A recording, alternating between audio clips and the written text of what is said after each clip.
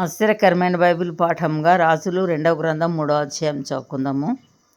ఆహాబు కుమారుడైన యెహోరాము యూదారాజైన యెహోషాఫాతు ఏలుబడిలో 18వ సంవత్సరమందు షోమ్రోన్లో ఇశ్రాయేలు వారికి రాజై 12 సంవత్సరములు ఏలెను.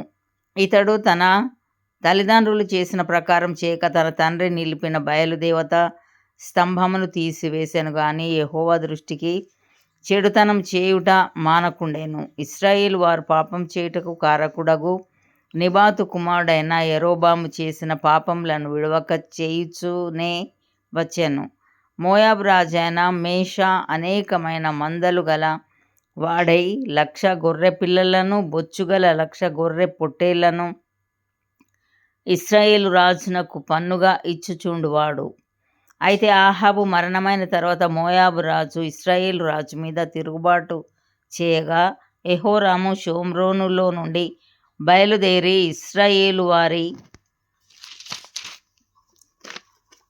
నందరినీ సమకూర్చెను. యూదా రాజైన యెహోషాపాతునకు వర్తమానము పంపి, మోయాబు రాజు నా మీద తిరుగుబాటు చేసి ఉన్నాడు, నీవు వచ్చి నాతో కూడా మోయాబీయులతో యుద్ధం చేసెదవా అని అడగగా అతడు, నేను నీ వాడనై ఉన్నాను, నా జనులు నీ జనులే, నా గుర్రములు నీ గుర్రంలే, నేను బయలుదేరి వచ్చేదనని ప్రత్యుత్తరమిచ్చాను.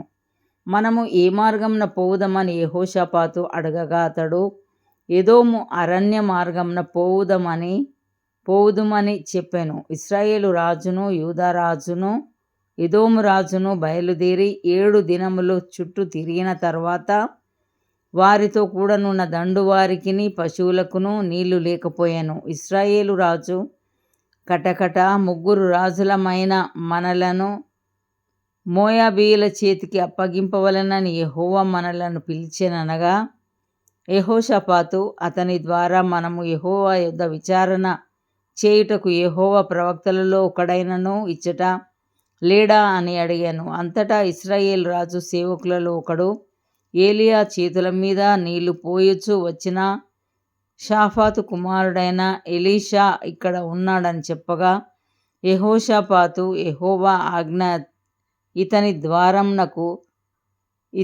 ద్వారా మనకు దొరుకునా నేను ఇశ్రాయేలు రాజును యెహోషాపాతును ఎదోము రాజును అతని యుద్ధకు పోగా ఎలీషా ఇశ్రాయేలు రాజును చూచి, నాతో నీకు నిమిత్తమేమి?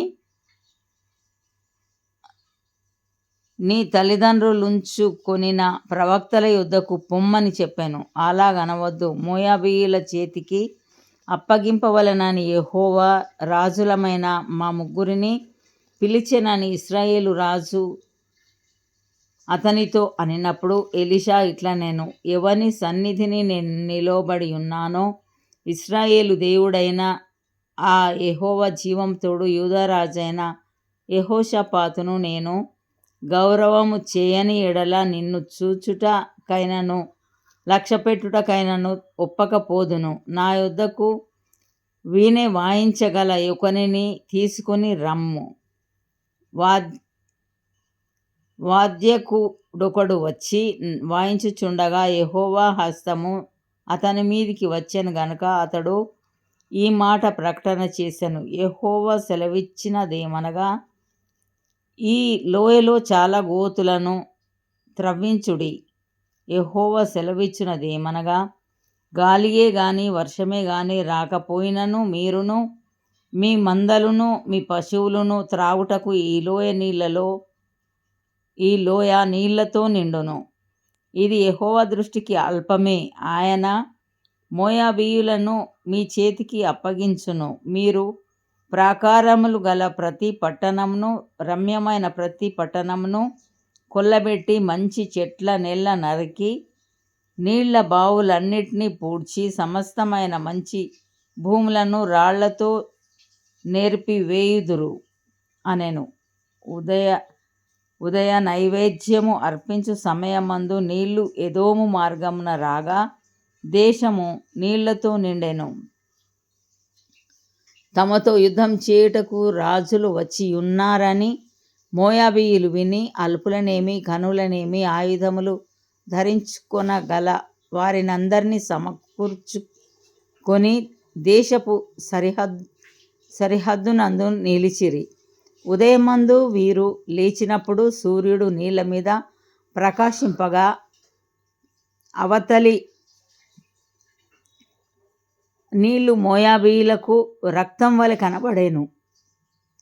గనుక వారు, ఇది రక్తము సుమా, రాజులు ఒకరినొకరు హతము చేసుకొని నిజముగా హతులైరి.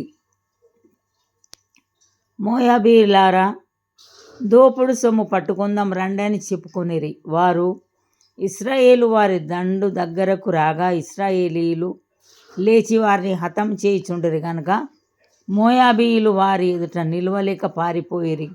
ఇశ్రాయేలీయులు వారి దేశంలో చొరబడి మోయాబీయులను హతము చేసిరి. మరియు వారు పట్టణములను పడగొట్టి సమస్తమైన మంచి భూభాగముల మీదను తలయొక రాయి వేసి నింపి నీళ్ల బావులన్నిటినీ పూడ్చి మంచి చెట్లన్నిటినీ నరికి వేసిరి.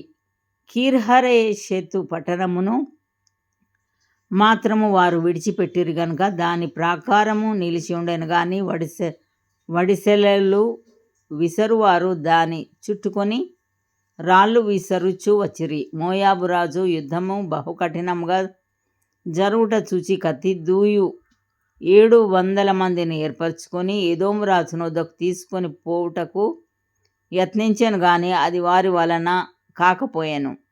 అప్పుడతడు తన కుమారుగా ఏలవలసిన తన జ్యేష్ఠ కుమారుని తీసుకొని పట్టణపు ప్రాకారం మీద దహన బలిగా అర్పింపగా ఇశ్రాయేలు వారి మీదికి కోపం బహుగా వచ్చెను. గనుక వారు అతనిని విడిచి తమ దేశమునకు మరలిపోయిరి. ఇంతటితో ఈ దినం కొరకైన బైబిల్ పాఠము సరి.